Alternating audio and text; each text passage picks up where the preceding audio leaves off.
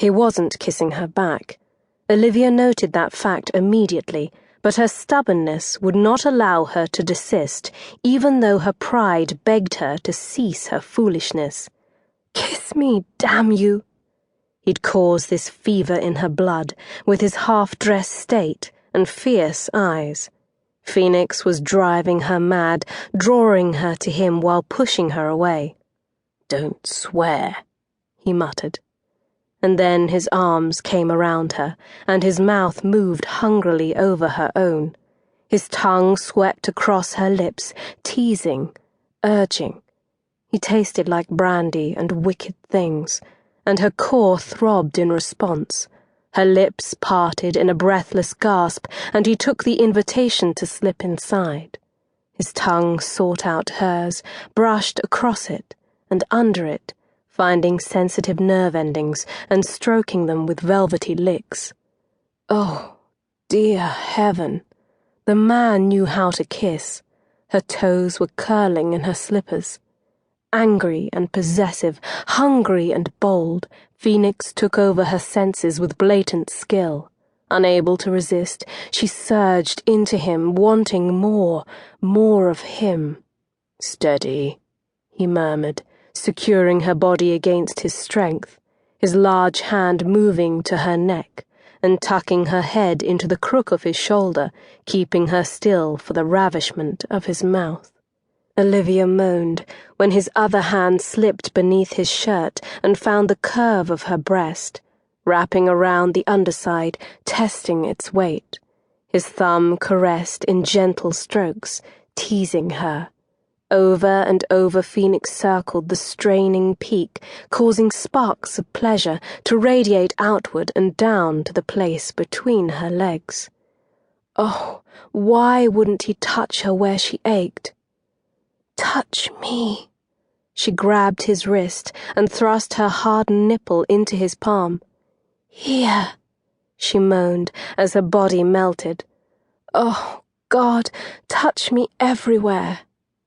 "Olivia." His kiss lost its faint trace of gentleness. He devoured her, his tongue thrusting rhythmically into her mouth, his fingers plucking and twisting, pulling on her nipple until she wept from her core. Olivia ached all over. Her skin was too tight, too hot. She wanted to rip her clothes from her body and press her nakedness to his. Instead, she caressed his skin, squeezing the bone and sinew beneath, relishing the way his body shuddered against hers. Lord, he smelled heavenly, like the wind and the sea, passion and pure male. When the knock came at the door, she didn't even register it until Phoenix pulled away. "What is it?" he called hoarsely, one hand still working at her breast, while the other pressed her heated face into his throat. "Captain, we're having problems with the other crew," Will bellowed through the closed portal. Phoenix growled his frustration. "I'll be on deck in a moment." Heavy footsteps moved away from the door. "No," she protested, lost in the scent of his skin, the warmth of his touch, the taste of his mouth. She would give anything for a respite from the madness that claimed her, and knew instinctively that he was the cure. He pressed a quick, hard kiss to her lips. "I must go, sweeting, while I'm still able." "No." She tugged his neck toward her open mouth, and at first he resisted.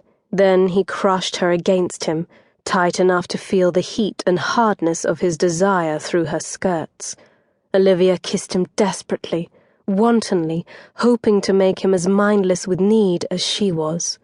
Phoenix thrust her away with a curse. "You're flirting with the devil," he bit out. "Cease, before you get burned." She winced as the door slammed shut behind him. Olivia wasn't certain how much time had passed, but the sun had moved steadily across the sky, and she knew the day was close to ending.